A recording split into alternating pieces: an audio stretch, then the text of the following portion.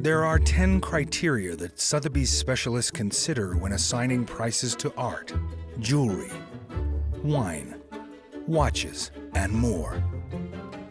This is how we determine the value of art.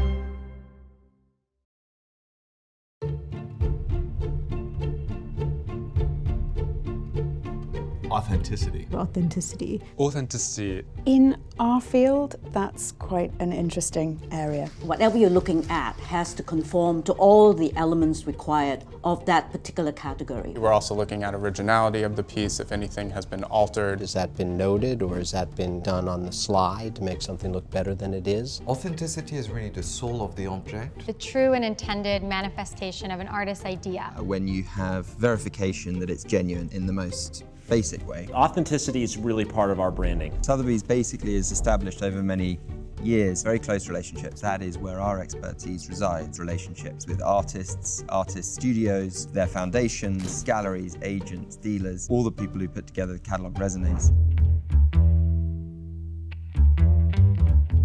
A catalog raisonné is our best friend. Picasso's a great example. Extremely extensive catalog raisonné with thousands and thousands of works. The international standard is that if a work by Picasso is recorded in this book, it's considered authentic. If it's not in there, then we have a little bit of a problem. The collection of Mrs. Paul Mellon was a huge moment for Sotheby's, and she had a beautiful bright blue Lucio Fontana work. It had been given to her as a gift. It had been kept in her house in Virginia forever and ever. Lucio Fontana has a foundation in Italy. They didn't have any record of it. So we actually ended up sending it to Italy. At the 11th hour, we got the word back that we could keep it in and it was going to be included in future catalog raisonnés. If there is no documentary evidence, then one would build a scholarly consensus. That's connoisseurship.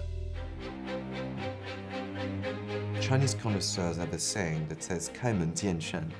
You open the door and you see the mountain right there in front of you. That visceral feeling, obvious feeling of authenticity. Most old masters aren't signed, and so quite often we'll say, oh, you know, it's signed in every brushstroke, and we usually say it tongue-in-cheek, but we mean it. I've heard it described as trying to recognize someone's handwriting. I recognize this artist, but I don't quite know who it is. Where have I seen this hand before? Perhaps the way an artist always paints an ear or uses specific highlights on a cheekbone each time. Now technology has come so far that there are a lot of tests on the makeup of the object. You can take a sapphire and send it to the gemological laboratory and they will tell you where it came from, whether or not it's been heat treated. It's an expensive process, but we go through it for every diamond, every colored stone. You're always looking at the materials. Is the paper appropriate for the period? Is the weave of the canvas typical? Sometimes things need to pass the smell test. These were works that were used in temples, so they would usually have the scent of yak butter and incense. If it doesn't, sometimes you wonder, where has it been? Anything that is worth something is going to be worth being faked. We cannot lower our guard no matter what object we're confronted with. There are copies of everything around. There is a Abex artist who I've now seen a number of fake works on paper that come with the same documentation printed using the same typewriter. This like wonky little typewriter where the letters jump up and down. Different gallery names on these fake invoices, but I know to look out for those works, for example.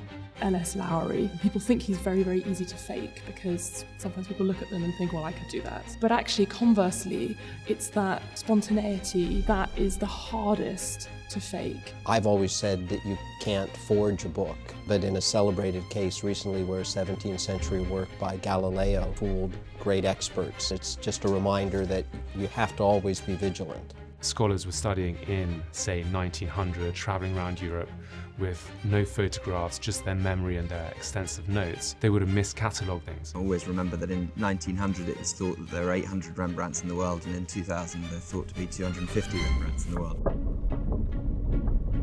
Every year, maybe every 2 years, we are tasked with clearing out what we call aged inventory. So I was looking at a Rodin, brought to us in 1980. It was not authentic. The owner left it there. But essentially, there was no real expert body for Rodin prior to about 10 or 15 years ago. A gentleman named Jerome Leblay with the Musée Rodin in Paris initiated a project to actually go back to all of the foundry records and museum records. So I thought it would be worthwhile to show this to Jerome Leblay, and you were able to find markings on the inside of this bronze which led him to know exactly the month and the year in which it was cast. We then went on to this mission of tracking down the owner, we ended up having to hire a private investigator. They were deceased, but we tracked down their children. And you can imagine their joy in getting a call from Sotheby's saying they were the owners of this authentic Rodin, which was extremely valuable, and we actually then sold it for them.